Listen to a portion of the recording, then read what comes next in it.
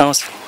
ఈసారి ఏపీలో జరిగే ఎన్నికల్లో ఏ పార్టీ అసలు అధికారంలోకి వచ్చారంటారు? ఖచ్చితంగా వైసీపీ వస్తుంది. ఎందుకంటే నమ్మకం వైసీపీ వచ్చాదని? నమ్మకం ఎందుకంటే చెప్పిన మేనిఫెస్టోలో 98% చేసింది కాబట్టి మళ్ళీ వస్తుంది అన్న. చంద్రబాబు చేస్తాంటారు ఇప్పుడు జగన్ పథకాలు అంటే చేస్తానని చెప్పింది కానీ ఇప్పుడు చేయలేదు కదా, అందుకని మాకు నమ్మకం. చంద్రబాబు హైదరాబాద్ డెవలప్ చేసింది నేనే, హైటెక్ సిటీ కట్టింది నేనే, ఏపీని కడతా డెవలప్ చేస్తాను కదా. ఇంతకుముందు 5 ఏళ్ళు ఉన్నాడు కదా, చేయొచ్చు కదా.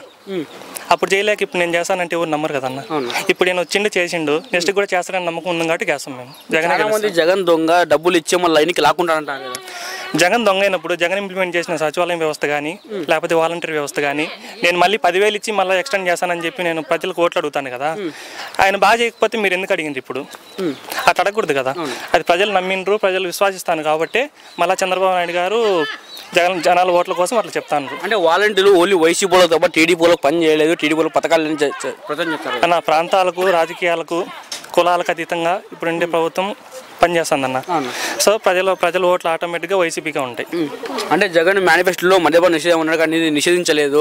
జగనే కావాలని కొత్త బ్రాండ్లు పెట్టి డబ్బుల కోసం అమ్ముకుంటా అని చెప్తున్నారు కదా. అందరికీ తెలుసు అన్న, ఆల్రెడీ అసెంబ్లీలో కూడా అప్రూవ్ అయింది.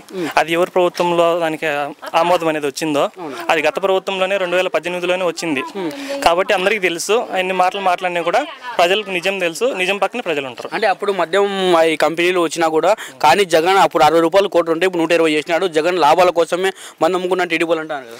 అంటే డబ్బు మందు అనేది రేటు పెరగచ్చు అన్న. రేటు పెరిగినా కూడా జనాలు తాగుతానంటే రేపు నేను వస్తే ఇంకా తక్కువకి ఇస్తానంట, అన్నప్పుడు ఇంకా ఎక్కువ తాగుతారు కదా.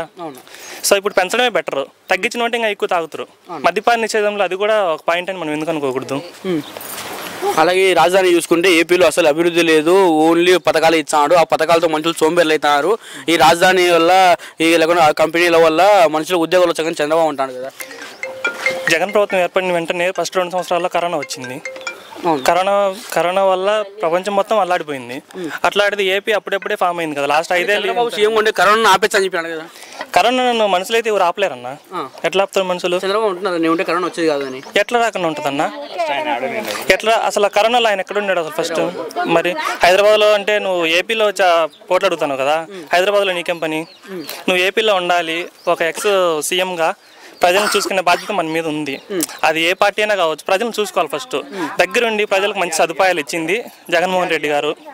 సో మా మద్దతు అంతా జగన్మోహన్ రెడ్డి గారికి ఉంటుంది. అంటే పవన్ కళ్యాణ్ ఏమంటారంటే జగన్ని అర్ధపాత్రలను తొక్కేస్తాను, నేను జగన్ సీఎం కానీ నేను జీవితంలో ఇంకోసారి ఒక్క ఛాన్స్ ఇచ్చాను, ఈసారి ఛాన్స్ సీఎం అసలు నేనే సీఎంగా ఉన్నా పవన్ కళ్యాణ్ అంటున్నారు కదా.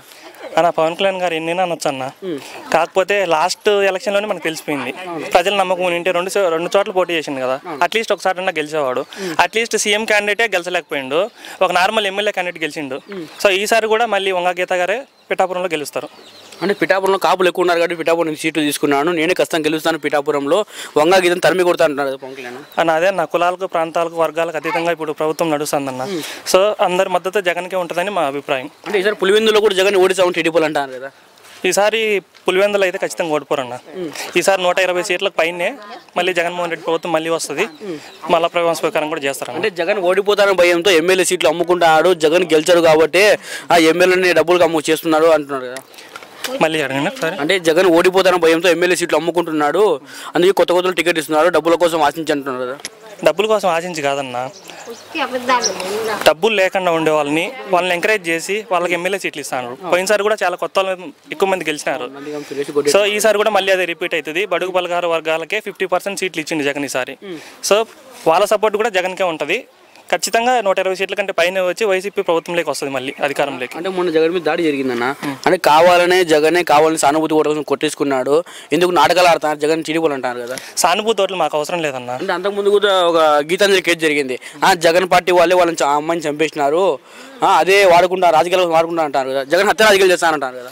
అన్న గీతాంజలి అనే అమ్మ ఒక ప్రభుత్వం నుంచి ఒక పట్టా తీసుకునింది, మాకు భూమి వచ్చిందని చెప్పి సంతోషంగా బయటికి వ్యక్తం చేసింది. సో దాన్ని సోషల్ మీడియాలో ఏ పార్టీ అని మేము చెప్పము, కానీ కొన్ని ట్రోల్స్ వల్ల ఆమె మరణించాల్సి వచ్చింది. కాబట్టి ఇది క్లియర్గా ఆమె సంతోషాన్ని వ్యక్తం చేసిందే కానీ అవతల వాళ్ళకి ఏమి నెగిటివ్గా చెప్పాలా. సో దాన్ని నెగిటివ్గా ఎవరు చూసాను అనేది పాయింట్ ఇక్కడ. జగన్మోహన్ రెడ్డి సానుభూతితో గెలిచాల్సిన అవసరమే లేదు, ఎందుకంటే ప్రజలకు చేసిండు, ప్రజలు నమ్మిండ్రు. 90% ప్రజలు జగన్మోహన్ రెడ్డి వైపే ఉన్నారు. అంటే జగన్ డబ్బులు ఇచ్చినట్టే ఇచ్చే మళ్ళీ లాక్కుంటున్నాడు, ఈ రేట్లు పెంచుతాను టీడీపీలు అంటారు. అట్లీస్ట్ జగన్ ఇచ్చిండు కదన్న, ఇంతకుముందు లీలేదు కదా అసలు. అంటే ఇప్పుడు డబ్బులు ఉన్న వాళ్ళ పరిస్థితి ఒకటి, డబ్బులు లేని వాళ్ళ పరిస్థితి ఒకటి. డబ్బులు లేని వాళ్ళు ఏంటంటే వచ్చిన 10,000 కూడా పండగలాగా చేసుకుంటారు. డబ్బులు ఉండే వాళ్ళకి అవసరం లేదు. సో జగన్ ఎప్పుడైనా కూడా పేదవాళ్ళ పక్కనే ఉంటాడు, పేదవాళ్ళకి మంచి చేస్తాడు. సార్ రాజంపేటలో ఎవరు గెలుస్తారు ఈసారి? రాంపేటలో అమర్నాథ్ రెడ్డి గారు గెలుస్తారు. అంటే ముందు మేడా కదా అమర్నాథ్ రెడ్డికి ఇచ్చారు, గెలుస్తారైనా? ఖచ్చితంగా గెలుస్తారన్న. ఇక్కడ ఎమ్మెల్యేలతో సంబంధం లేకుండా ఫ్యాన్ గుర్తుకే ఓట్లు పడతాయి, గెలుస్తారు. మరి పార్లమెంట్లో ఉన్న ఆయన వచ్చి ఒకప్పుడు ఎక్స్-సీఎం ఆయన కిరణ్ కుమార్ రెడ్డి, ఒకప్పుడు మన ఉమ్మడి రాష్ట్రానికి ఎక్స్-సీఎం, ఇప్పుడు ఈయన జస్ట్ పార్లమెంట్ మెంబర్ అంతేనా? ఆ ధైర్యం ముందు ఈయన గెలుస్తాడా? ఖచ్చితంగా గెలుస్తారన్న. ఎందుకో చెప్తాను నమ్మకం, ఆయన ఎక్స్-సీఎం కదా. ఆయన ఎక్స్-సీఎం అయినా సరే ఇప్పుడు అభ్యర్థులతో సంబంధం లేదన్న. మేమందరికి డైరెక్ట్గా జగన్కే ఓటేస్తాను, జగన్మోహన్ రెడ్డి గారికి ఓటేస్తాను. ఇక్కడ అభ్యర్థితో మాకు సంబంధం లేదు. జగన్మోహన్ రెడ్డి ఎవరిని నిలబడితే వాళ్ళకే మా ఓటు, అంతే.